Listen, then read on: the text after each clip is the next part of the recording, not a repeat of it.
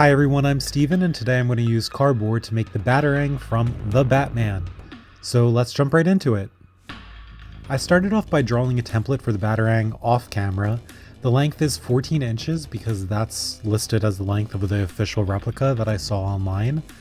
I pieced together the template, cut it out, and then I decided it was a little too dark in my room, so I moved it to the kitchen to do the rest of this. So that's why the light changes. And all you're going to need to do to make this is a small cardboard box and one cereal box. I needed 2 layers of cardboard to make the body of the boomerang, so I traced the template onto a nice piece of corrugated cardboard 2 times. Each tracing was cut out with a utility knife before I pushed both of them off to the side to focus on the middle section. For that middle section, I cut the little wingtips off each side of the template, and then I traced the smaller template onto more corrugated cardboard, one for the front and one for the back. Each one was cut out with a utility knife before I hot glued all 4 layers together. As I was gluing, I realized my cuts and glue job weren't exactly even, so I took my knife out and I trimmed up the edges so it wouldn't look messy and it would just be a little bit neater and cleaner. After the glue dried, I shifted my focus onto the wingtips that I had cut off, and you see all these little designs, these little boxes, they're all going to be cut out of cereal box cardboard, and each piece was cut out 4 times. I started with a little corner and then worked my way down. To cut the little circle for the fake screw head, I used a hole punch. If you make this Batarang and don't have a hole punch, you could easily just cut these holes out manually, but it's just going to take a little bit longer. All these pieces were cut out one by one, and each one was glued down using regular old white glue. Occasionally I used the template to help with the placement of these pieces, but I mostly just eyeballed it, and you kind of get into a rhythm after a while and it just glues down really quickly. If you make this Batarang, you might need to trim and adjust the pieces to fit whatever you cut out and traced. It's all going to depend on how neatly you trace things, cut them out, and glue them down, so you might need to make some adjustments. Anyway, for the main body of the Batarang, I trimmed down the template to just show the body. I traced that onto cereal box cardboard 4 times, cut it out, glued it down, and then added some accent pieces. There are 2 perforated details on the front and back of the Batarang, so to get that texture, I took a pen and carefully stabbed at the cereal box. Stabbing it punctures holes in it, so those pieces get some visual interest.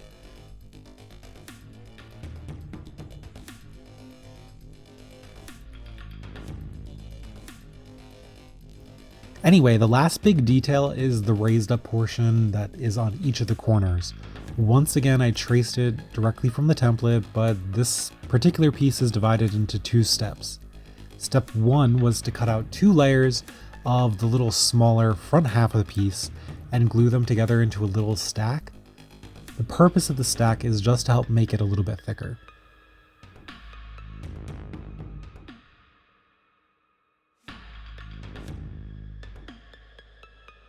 Step 2 is to cut out a longer piece that covers the smaller piece, except for the slanted button that's exposed at the little bottom of the smaller piece.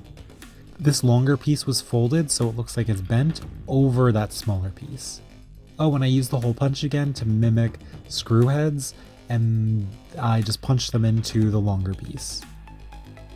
So once all that was done, this bent looking detail piece got added to each of the 4 corners of the body, so 2 on the front and then 2 on the back.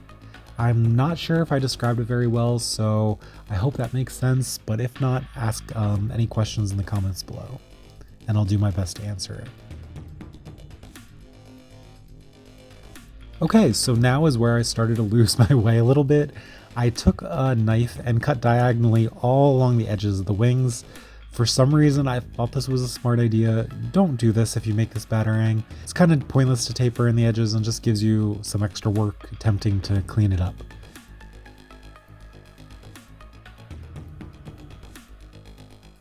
My next mistake was to fill in all the corrugated holes with drywall joint compound.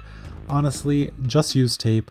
I usually cover corrugation holes like this with tape, so it's quick and clean, but I used joint compound this time, and it made a mess and gave myself a headache, so I don't think it's worth it.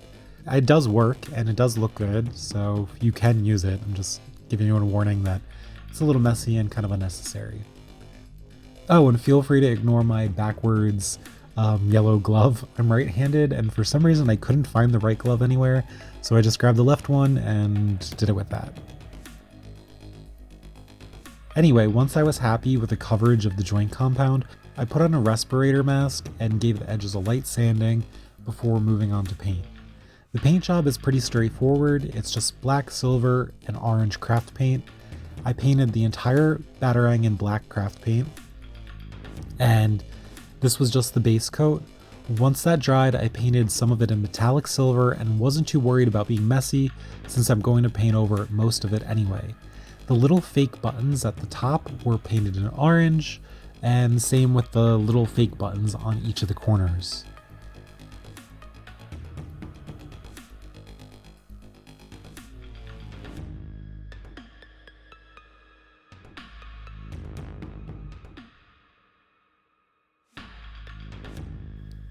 After all those bits dried, I mixed together the black craft paint and silver craft paint until I got a dark, slightly charcoal looking gunmetal-y color.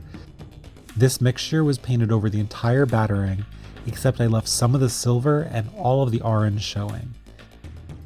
The mixture of the black and the silver just gives it a shiny metal look, and that looks pretty cool.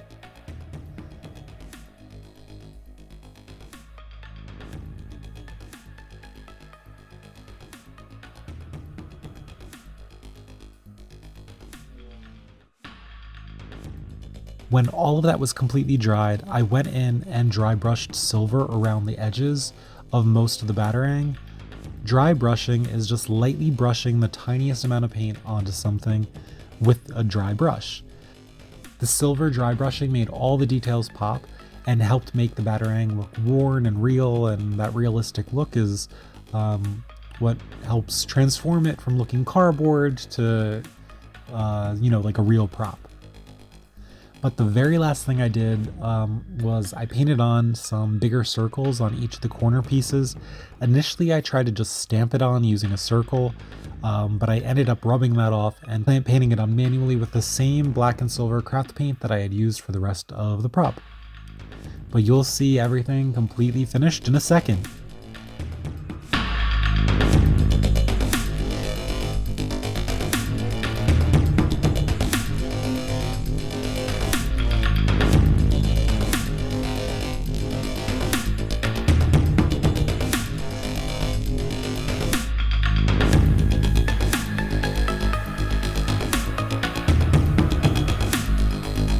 So there you have it, the Batarang from The Batman made from cardboard.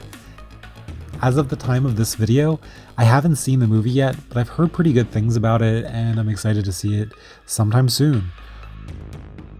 I modeled this design after the life-sized replica that I saw on the Sideshow collectibles site, and I think it looks pretty legit.